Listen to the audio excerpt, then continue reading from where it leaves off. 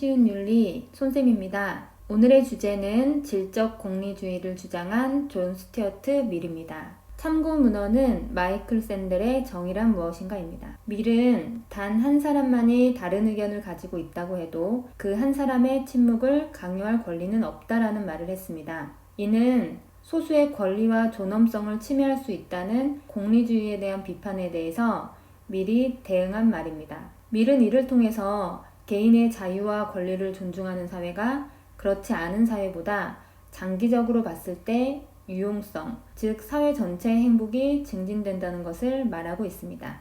또한 밀은 만족하는 돼지보다 만족하지 못하는 인간이 낫고 만족하는 바보보다 만족하지 못하는 소크라테스가 낫다라고 말했습니다. 밀은 쾌락에는 양적인 차이뿐만 아니라 질적인 차이가 있다고 보았습니다. 그래서 돼지가 느끼는 만족의 양이 클지라도 수준 높은 쾌락을 누리고 있는 것은 소크라테스라는 것입니다.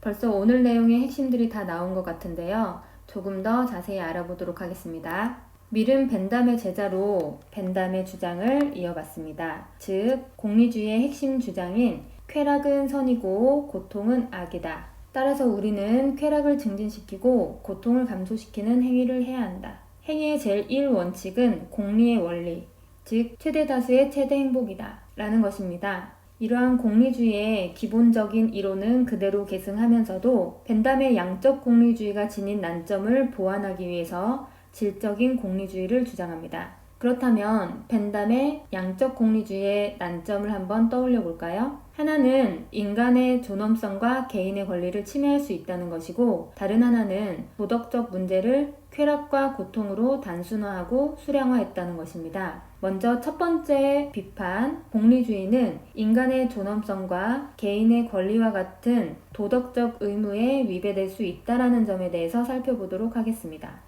우리는 지난 시간에 설국열차의 영상을 간단하게 보면서 다수를 위해서 죄 없는 한 아이가 희생되어도 되는지에 대해서 생각해 보았습니다. 공리의 원리에 따르면 다수의 행복을 위해서 소수가 희생될 수 있다라는 난점이 있는 것입니다. 밀은 이러한 비판에 대해서 장기적인 관점에서 공리를 극대화한다면 이를 해결할 수 있다라고 합니다. 즉, 소수의 권리를 침해하는 것이 당장 사회 전체의 공익을 증진시키는 것처럼 보이더라도 장기적으로 보았을 때는 다수가 소수를 억압하고 개인의 권리가 존중되지 못하는 사회를 만든다는 것입니다. 그러한 사회는 다양성이 말살되어서 다수의 의견이 극단이나 편견에 빠질 수 있습니다. 또한 기존 시스템을 강요하는 체제로 전락해서 사회 발전의 원동력을 잃을 수 있습니다. 결국 이러한 사회는 장기적으로 보았을 때 불행해지고 결과적으로 행복의 양이 줄어든다는 것입니다. 반대로 개인의 권리를 존중하는 사회에서는 사람들이 자신의 능력을 충분히 발휘할 수 있고 다양한 목소리 속에서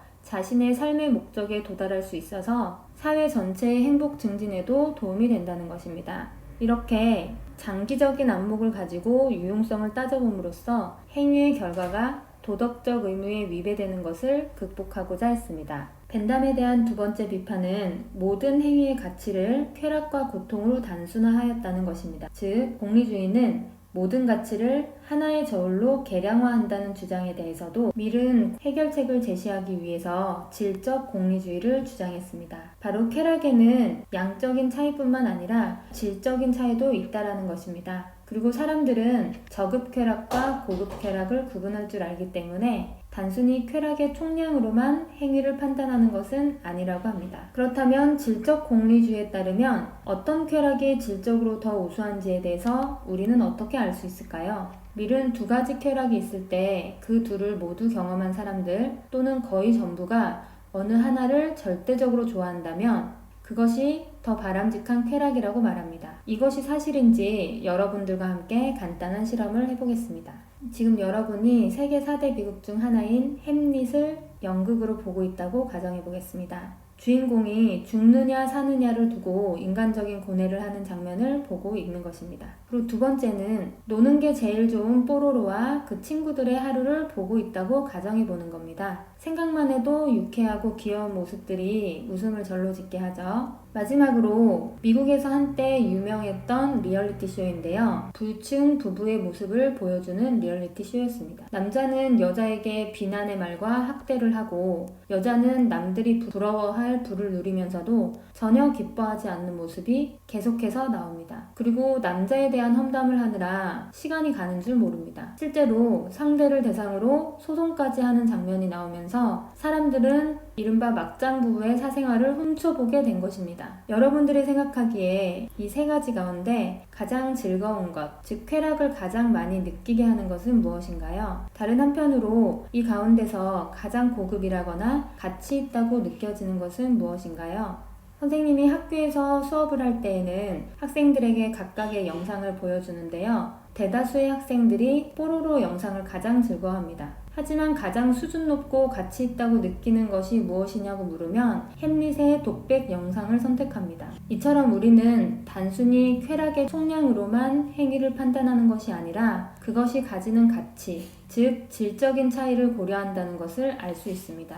그리고 쾌락의 질적인 차이는 그것을 경험해 본 사람이라면 어떤 것이 더 수준 높은 쾌락인지 저절로 알 수 있다는 것이 미래 생각입니다. 그런 생각에 따르면 유치원 학생들에게 이 세 가지 영상을 보여주면 어떤 것을 가장 고급 쾌락이라고 판단할까요? 아마도 뽀로로일 것입니다. 왜냐하면 유치원 학생들은 아직 햄릿과 이 리얼리티 쇼와 같은 경험을 해본 적이 없기 때문입니다. 자신이 경험한 작은 폭 안에서는 뽀로로가 최고의 가치를 지닌 것입니다. 그래서 밀은 만족한 돼지보다 불만족한 소크라테스가 낫다. 만약 바보가 아니면 돼지가 다른 의견을 내놓는다면 문제를 자기 쪽에서만 생각하기 때문이다 라고 말했습니다. 우리가 수준 낮은 쾌락을 선택하는 이유는 아직 수준 높은 쾌락을 제대로 경험해보지 못해서이거나 아니면 정신이 온전한 상태가 아니어서라고 밀은 말합니다. 그런데 여기서 궁금증이 생길 수 있어요. 우리는 고상한 쾌락이 무엇인지 알면서도 저급 쾌락을 택하기도 하지 않나요? 예를 들어서 우리는 관심 분야에 대해서 공부하고 자기 개발을 하는 것이 고상한 쾌락이라는 것을 알고 있습니다. 하지만 우리는 시도 때도 없이 그리고 생각 없이 드라마를 몰아보기를 할 때가 있어요. 이런 것들은 어떻게 설명할 수 있을까요? 밀은 고상한 사람도 간혹 유혹을 이기지 못하고 저급 쾌락을 택하기도 한다는 것을 인정합니다. 하지만 그런 행동을 한다고 해서 우리가 자기 개발과 노는 것의 차이를 모르는 것이 아니고 높은 차원의 쾌락이 더 우월하다는 사실이 변하는 것도 아니라고 합니다. 그래서 밀은 둘을 똑같이 평가할 수 있는 위치의 사람이라면 정신이 온전한 상태에서 더 낮은 것을 선호하는 일은 없다라고 말합니다. 왜냐하면 한번 수준 높은 쾌락을 맛본 사람은 저급하다고 여겨지는 존재로 떨어지고픈 마음이 추호도 없기 때문이라고 합니다. 물론 고급 쾌락을 추구하는 사람은 만족을 얻기 위해서 더 많은 노력이 필요하지만 그럼에도 불구하고 저급하다고 여겨지는 존재로 떨어지지 않으려고 하는 것이 인간이라는 것입니다. 여러분들도 수준 높은 만족감을 느끼는 영역이 있나요? 이미 수준 높은 쾌락을 누리고 있어서 앞으로도 만족감을 누리려면 많은 노력이 필요하지만 그것을 성취할 때 행복감이 너무 커서 포기할 수 없는 것 말이죠. 저는 독서가 그렇습니다. 처음에는 한 달에 한 권을 읽고 뿌듯해했다면 일주일에 한 권은 읽어야 만족감이 드니까요. 시간을 쪼개서 읽어야 되기 때문에 때로는 부담이 되기도 하는데요. 독서를 통해서 삶이 긍정적으로 변하는 경험을 하고 보니까 책을 읽지 않는 상태로 돌아가는 것은 생각만 해도 싫더라고요. 여러분들은 수준 높은 쾌락과 수준 낮은 쾌락 사이에서 올바른 선택을 하고 있나요? 단순히 쾌락의 양만을 고려하느라 혹시 만족한 돼지로 머물러 있는 것은 아닌지 고민해 봐야 되겠습니다. 지금까지 미래 질적 공리주의를 알아봤습니다. 선생님의 필기를 통해서 벤담과 밀을 비교하면서 공리주의를 정리해 보도록 하겠습니다. 질적 공리주의를 주장한 밀에 대해서 정리해 보도록 하겠습니다. 오늘의 질문입니다. 여러분이 수준 높은 쾌락을 누리고 있는 분야는 무엇인가요? 밀은 공리주의자입니다. 따라서 벤담이 이야기하고 있는 공리주의의 기본적인 원리들을 공통적으로 따르고 있습니다. 첫 번째, 쾌락은 선이고 고통은 악입니다. 따라서 우리는 쾌락을 증진시키고 고통을 낮춰주는 행위를 해야 합니다. 이를 다른 말로 공리의 원리라고 하는데요. 공공의 이익을 최대한 높여주는 행위를 해야 한다는 것입니다. 다른 말로 유용성의 원리라고도 합니다. 최대 다수의 최대 행복을 가져오는 행위가 도덕적으로 옳은 행위라고 보는 원리입니다. 이 윗부분은 벤담과 미래의 공통점이었다면 차이점을 알아보도록 하겠습니다. 벤담에 따르면 쾌락에는 질적인 차이가 없습니다. 오로지 양적인 차이만 있습니다. 그래서 벤담의 공리주의를 양적 공리주의라고 합니다.